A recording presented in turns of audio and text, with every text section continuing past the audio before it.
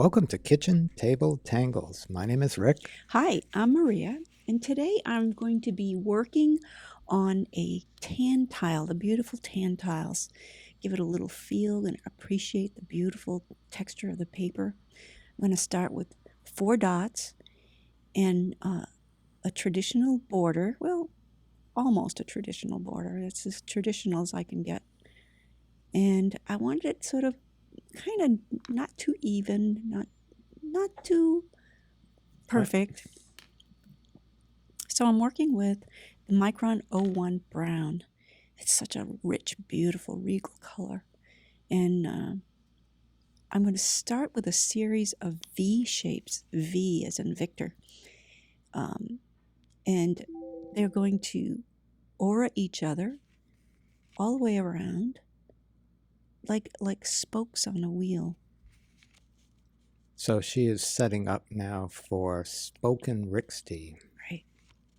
So we've done many different types of Rixties, but most of the time I see just the regular first edition, and I wanted to sort of concentrate on some of the variations.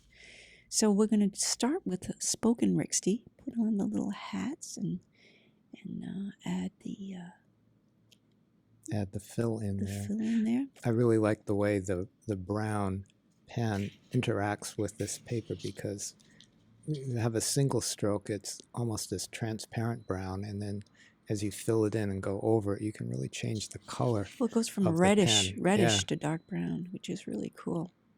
So you get this range of creative control on it that's pretty cool.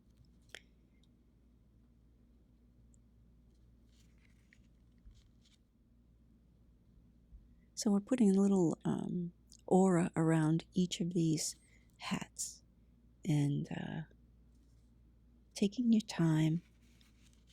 Rixties are great meditation if you do a lot of them, and I think they're best.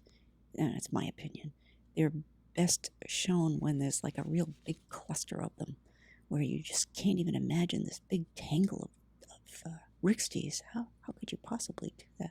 Sort of reminds me of our front garden, Yes. which is, I guess, garden may not be everybody's term for it, but Yeah. it's this cascade of wisteria and flowers and beautiful weeds. Oh, and we actually have some poke root that planted itself in Oh, front. I'm so excited about that. I want to do a botanical illustration of that. So here we go. We have that first round of Rixty, and now we're going to do diverging Rixty. So the stem is going to go from one stem to two stems all the way around. We again start with a V and then aura that V and make two stems. So this is really great for it to grow in this. I think it probably understood that it had this really small square space in which to grow. So it's, okay, we're going to diverge as much as we can and take advantage of this. So it almost has a snowflake look to it at this point, right? But that'll go away. Yeah. So again with the little hats and the fill-in the sides. But it really does grow very, very organically. Yeah. We're going to aura, but we're going to aura them like they're twins, these two. So we don't go all the way around each one. We go around the both of them.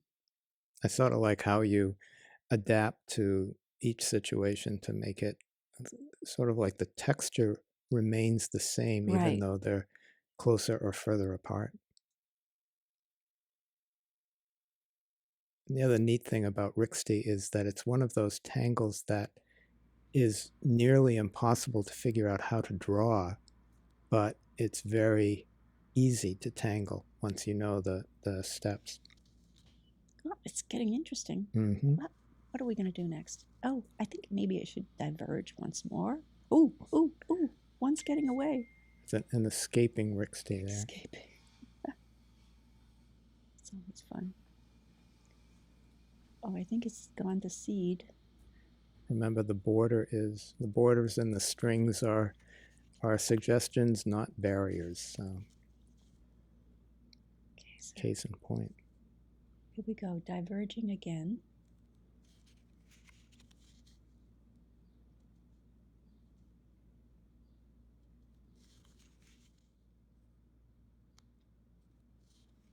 We got our stems done again. Let's go with that. See where it goes.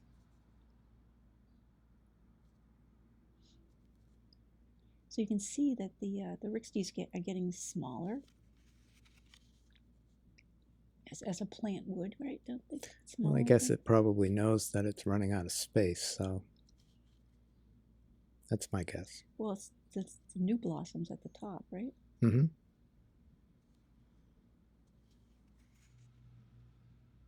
Okay, going around those again.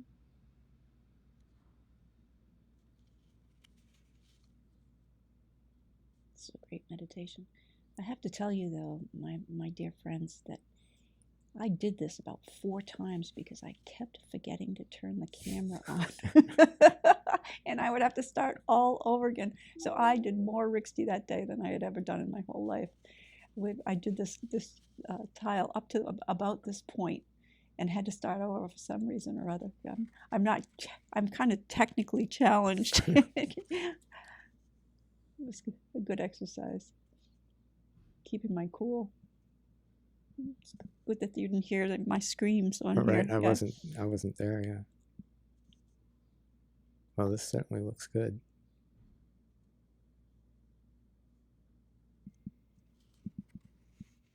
It's getting interesting. Mm. Ooh. So now I'm having some single stems come up, but we're manipulating them to fill in inside that box. So it's the elegance of limits here. Okay, so we'll go into a black now. Black 01. And I'm going to aura around the whole thing. But you can see, rather than just a straight frame, I kind of like that organic feel of a border kind of going around and respecting the thing that it's going around, as opposed to just having its own idea. So it responds to it really nicely. Yeah.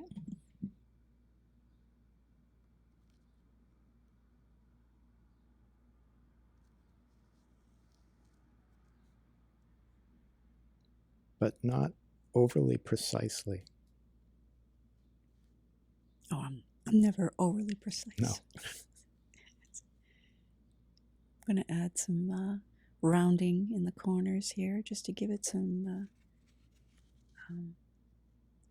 character. I add a little love to my lines every once in a while, just kind of going over them and giving them an unevenness that I actually like. And I at times press hard on my pen. I mean, I know how hard I can press, and it almost engraves the line in there. Well, that was one of the attractions we had to this paper, is that the pen really engaged the paper and did almost emboss it, and it doesn't bleed, so you can take your time and really layer those lines, and it doesn't spider feather out. So I'm going around once more with an aura, a little bit lighter handed here, and a little further away. Oh, what am I going to do next? Oh, I think I'm going to put another aura. Really close in. Yeah, so it's starting to have a frame kind of thing, like you see on fancy frames with layers and layers of borders and little designs and such. But again, gently, precisely imprecise. Mm-hmm.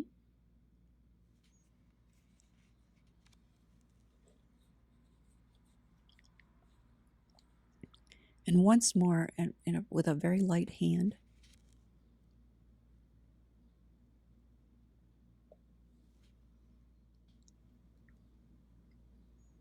I like how you go back in and say, oh, that's a good A little idea. I'm more, going a to little do a little more. bit more of that. It leaves the viewer saying, why did she do that? When you put the orbs in, I love how you just really compress them into both the sides and each other. It's like a beaded frame, like you can almost feel their texture. Fun stuff. Looks pretty good. Okay, going back with the brown. Yeah, that white space in the middle was bothering me. So I'm going to put some orbs in there as a background texture. Well, it's a really cool contrast to the relatively straight lines of the Rixty to have that in there. And depending on how many times you go around the circle, you can control the color of the brown as well.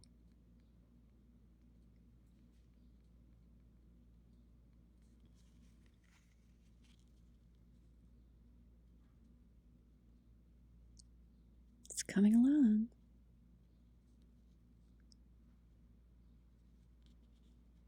I'm surprised at the overall impact of that. When you first started doing it, it looked like, oh, okay, but it really makes a beautiful composition. So we have another escaping Rixty. And you can see it's getting smaller and smaller. Tiny little Rixty.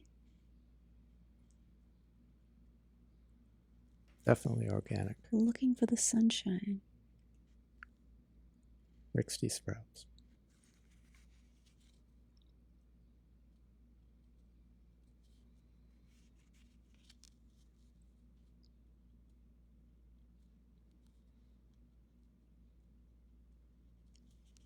Pretty good. So with my graphite pencil now, I'm going to add some gray in the edges. I want the interior to recede. Right. Right? And make the frame pop like it would ordinarily in real life. And I'm going around this first Renegade Rixty, the one that went a little crazy there. So by shading around that, it really makes it come to the forefront.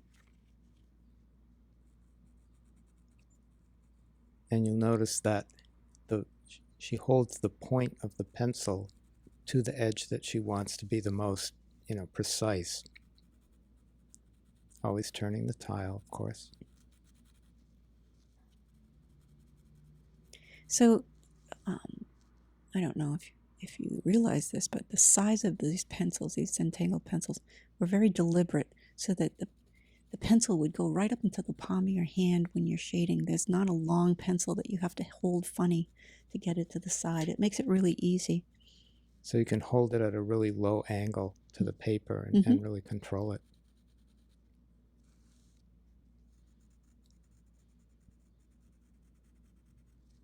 And I like how you just sort of put some there, not any there. No particular rhyme or reason. I like the randomness.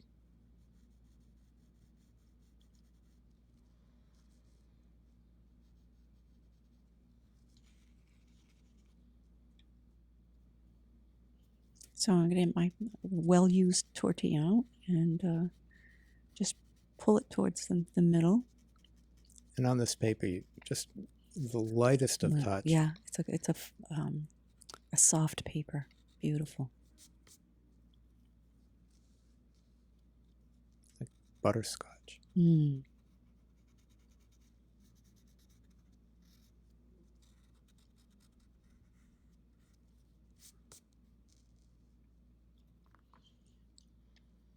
Definitely multiple layers. Yep, going in again. It wasn't enough. Sometimes you put it in and then you buff it and it just needs a little bit more. And you can see if you hold it out at arm's length, it gives you more of an idea. And sometimes you have to go back and do it again. So I'm taking my General's white charcoal pencil here and adding some light, some real spark on the inside where the sun is really directly hitting it. Yeah, it really lights up those the Rixties themselves. Hitting the frame here and there.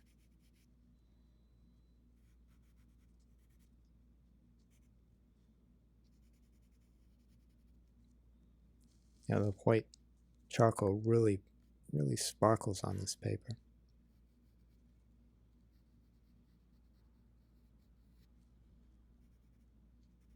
Neat.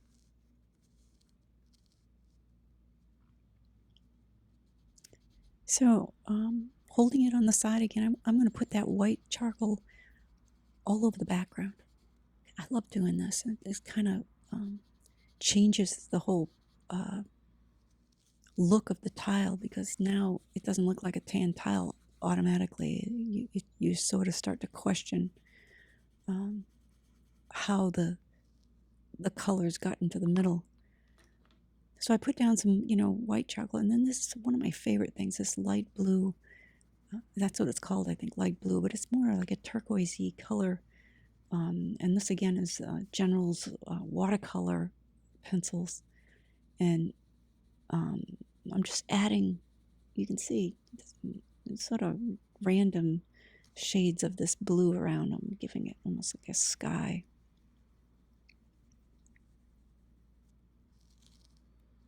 Yeah, it doesn't look like you need much at all.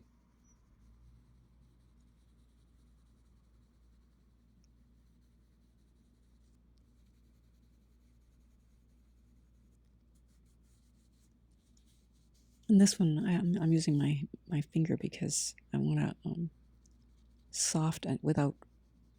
Sometimes the tortilla, you don't want to use it too much on this paper, so I'm just smoothing, getting the most of this the excess off. Well, you notice when she does use a tortillon, she got a clean one.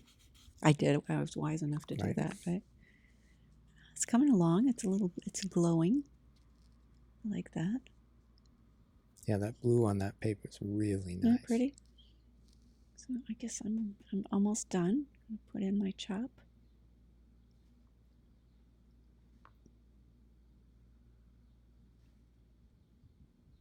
I never know what I'm going to do with this. Yeah, you keep changing your chop. I love that. I know. I love Roman letters, so it's good. A little bit of rounding there. Yeah, a little bit. It still needs some little thing. I don't know. Bring something in here.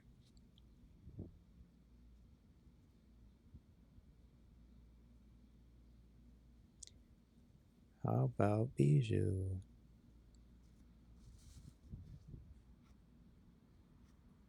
Hi, Bijou. Hi. Why do we talk in a high voice for babies or little people, right? Hi. So thank you so much for spending some time with us, and we look forward to seeing what you do. And have a good day. Bye for now.